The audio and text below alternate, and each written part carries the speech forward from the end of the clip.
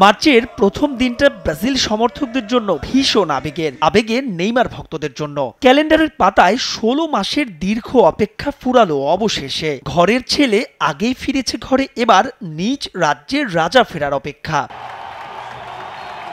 Saudi club Al হিলালে ব্যর্থ assignment শেষে যখন সান্তোসে ফিরলেন নেইমার, তখন প্রশ্ন ছিল ইনজুরি আর পড়তি ফর্মকে পাশ কাটিয়ে পূরণ করতে পারবেন তো ভক্তদের ক্ষুধার্ত মন? নেইমার পেরেছেন, যেজন্যই তো তিনি অনেকের মধ্যেও একজন, এক অনন্য সাধারণ। সান্তোসে দ্বিতীয় কিস্তিতে ৬ ম্যাচে ২ গোল, যার মধ্যে একটি অলিম্পিক। একাধিক ম্যাচে ম্যাচ সেরা। তাই তো শুধু গোল দিয়ে এই ৬ ম্যাচে নেইমারকে মাপাটা অমূলক, যার পুরস্কারও পেলেন হাতে নাতে। বিশ্বকাপ বাছাইয়ে কলম্বিয়া আর আর্জেন্টিনার বিপক্ষে ম্যাচকে সামনে রেখে ঘোষিত ৫২ সদস্যের প্রাথমিক স্কোয়াডে রাখা হয়েছে এই ফরওয়ার্ডকে। ২০২৩ সালের অক্টোবরে উরুগুয়ের বিপক্ষে ম্যাচে চোট পাওয়ার পর থেকেই যিনি ব্রাজিল স্কোয়াডের বাইরে আছেন।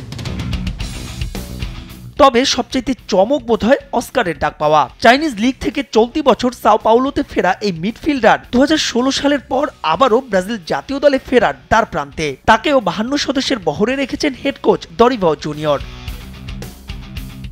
তবে প্রাথমিক দলে থাকা মানেই চূড়ান্ত স্কোয়াডে থাকার নিশ্চয়তা যে নয়, সেটা ভালো করেই জানেন এই দুইজন। সব নির্ভর করবে তাদের ফিটনেস আর পারফরমেন্সের ওপর। সব ঠিক থাকলে আগামী সপ্তাহে ২৩ সদস্যের চূড়ান্ত স্কোয়াড ঘোষণা করবেন দরিভাও। চলতি মাসের ২১ তারিখ ঘরের মাঠে কলম্বিয়াকে আতিথ্য দেবে ব্রাজিল। এর ৫ দিন বাদে অর্থাৎ ২৬ মার্চ তারা আতিথ্য নেবে চির প্রতিদ্বন্দ্বী আর্জেন্টিনার মাঠে। যদিও কনমেবল অঞ্চলের বিশ্বকাপ বাছে স্বস্তিতে নেই ব্রাজিল। শেষ ২ ম্যাচ ড্র করায় সেলেসাওরা ১০ দলের গ্রুপে আছে পয়েন্ট টেবিলের ৫-এ। মাহবুব রিমন, সময় সংবাদ।